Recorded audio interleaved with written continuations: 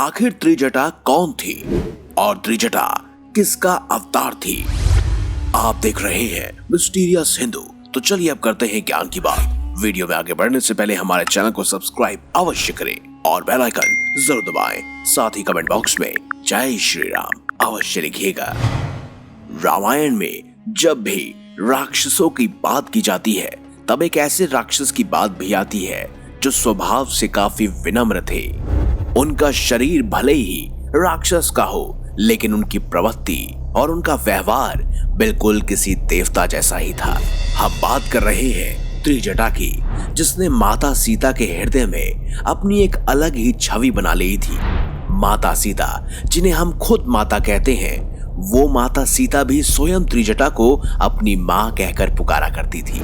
जब माता सीता लंका में थी तो अशोक वाटिका में उनका ध्यान त्रिजटा ने ही रखा था। त्रिजटा को एक खास राक्षसी भी इसलिए कहा जा सकता है क्योंकि उन्होंने स्वयं देवी सीता जी, जो कि साक्षात लक्ष्मी जी का अवतार थी, उन्हें उनकी सेवा करने का सौभाग्य प्राप्त हुआ था।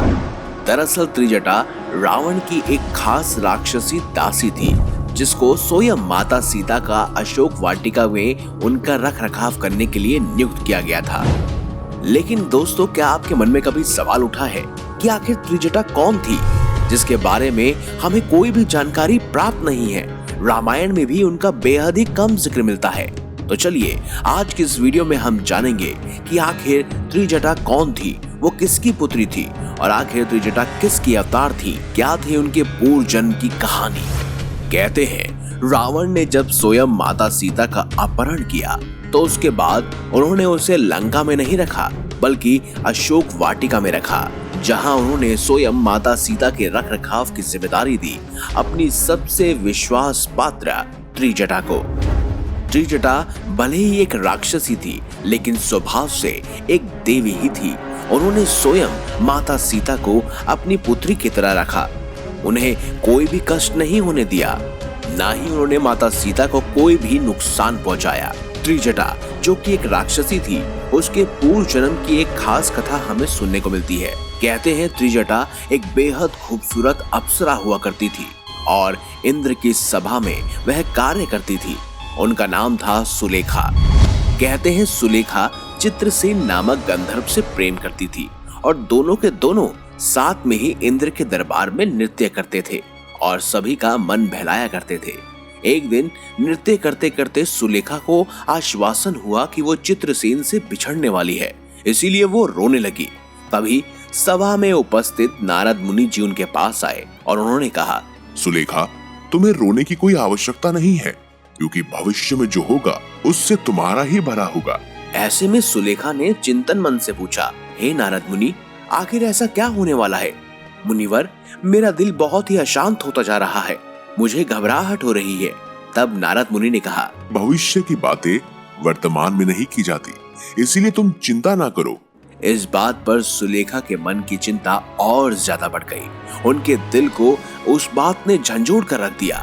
यह सब देखते हुए एक दिन चित्रसेन सुलेखा के साथ इंद्रदेव से इजाजत लेकर पृथ्वी लोक में घूमने के लिए आई। वहां का वातावरण देखकर सुलेखा बहुत प्रसन्न हुई।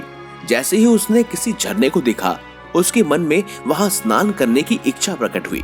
उसने चित्रसेन से कहा और दोनों उस झरने में जाकर साथ में नहाने लगे, एक दूसरे पर पानी डालने लगे। दोनों नदी में हंसते हंसते ठिठोले मार रहे थे और एक दूसरे के ऊपर पानी मार रहे थे। पास में ही एक चट्टान पर बैठे ऋषि दुर्वासा तपस्या कर रहे थे। बार बार पानी की छींटें उन पर पड़ रही थी और सुलेखा और चित्रसेन इस बात से बिल्कुल अनजान थे।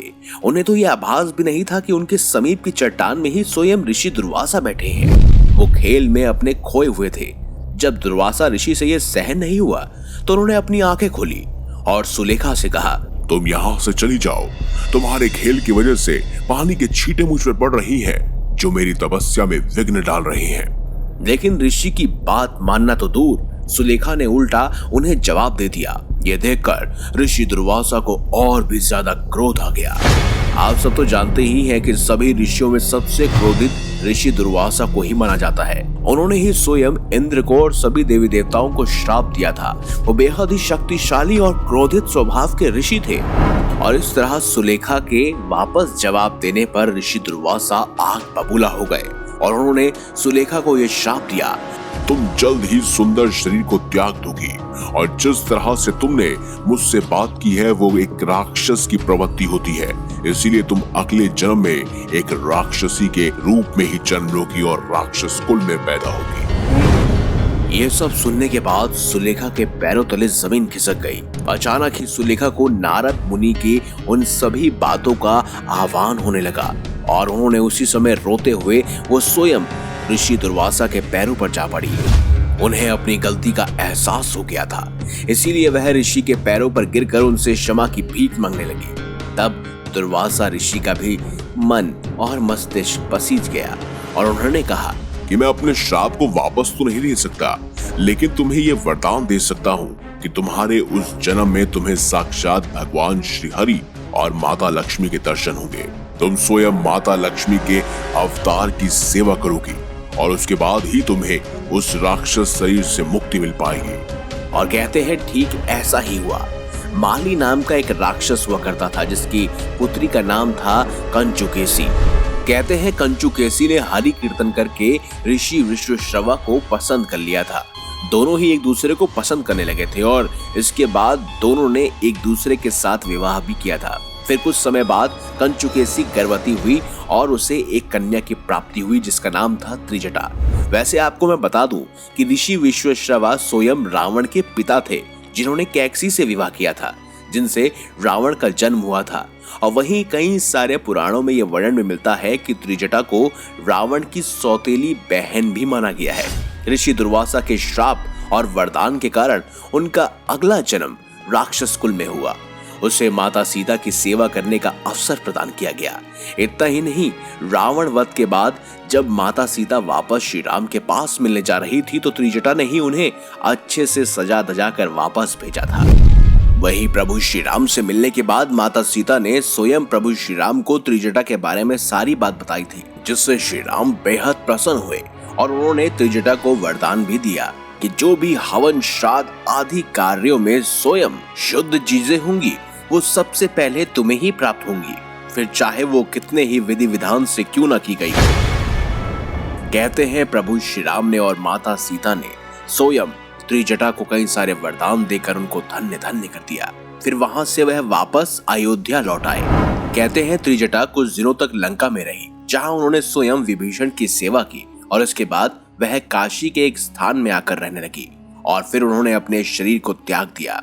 कहते हैं आज भी काशी में त्रिजटा माता का मंदिर बना हुआ है। आप वहां जाकर उनकी ब्लेसिंग्स, उनका आशीर्वाद अवश्य ले सकते हैं। और इस तरह त्रिजटा का उद्धार हुआ क्योंकि उन्होंने स्वयं माता सीता की सेवा की और प्रभु श्री राम को भी प्रसन्न किया।